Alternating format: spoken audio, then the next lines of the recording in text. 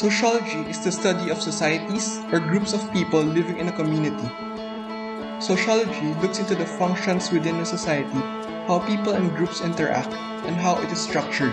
So, how does this perspective define the self?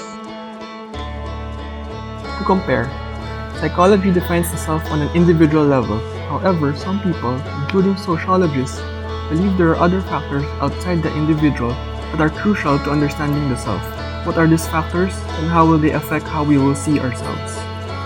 Sociologists define the self as a product of its environment, society, and the interactions in it, social relationships. Specifically, this definition of the self is based on the symbolic interaction paradigm, one of the three sociological paradigms.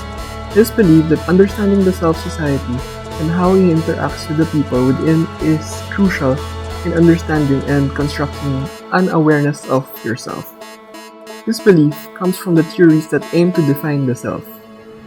Mead's role-taking theory suggests that humans use the expectation and perspectives of others in constructing their own identities in three developmental stages. These stages are the play stage, the game stage, and the generalized other.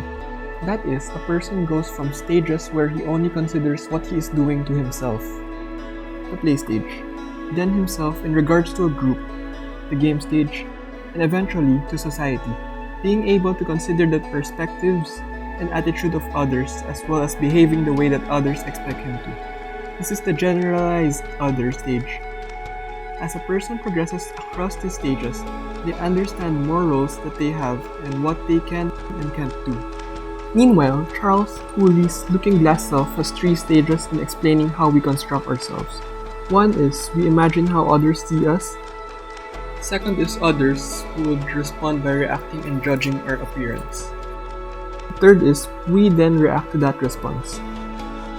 It is important to remember these stages can occur both in real interaction and in one's own imagination. Through this model, we could see how sociologists believe that interactions are what shape the self, real or perceived. With the perspective of dramaturgy, Goffman likens social interactions with performances. One individual becomes the performer, and the other becomes the audience.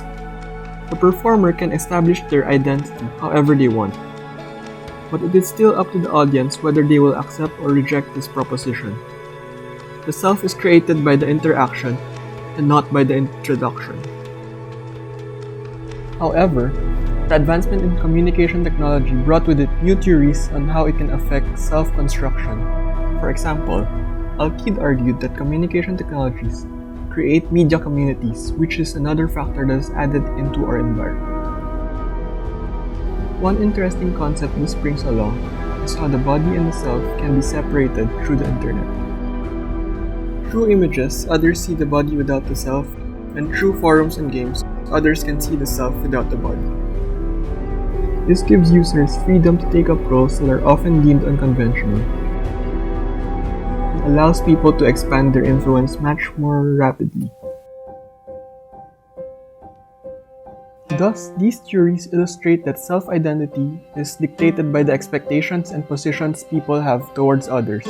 In other words, social interaction provides people the necessary components for them to construct themselves.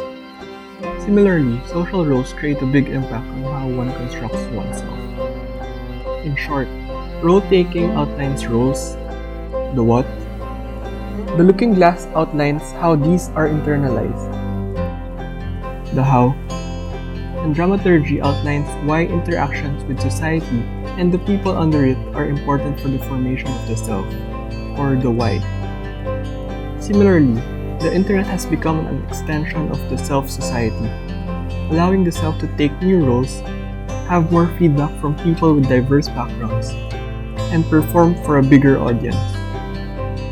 Before knowing the sociological perspective, there was a belief that the individual decisions just come straight from the depths of our mind, with these decisions allowing us to be aware and construct a notion of the self.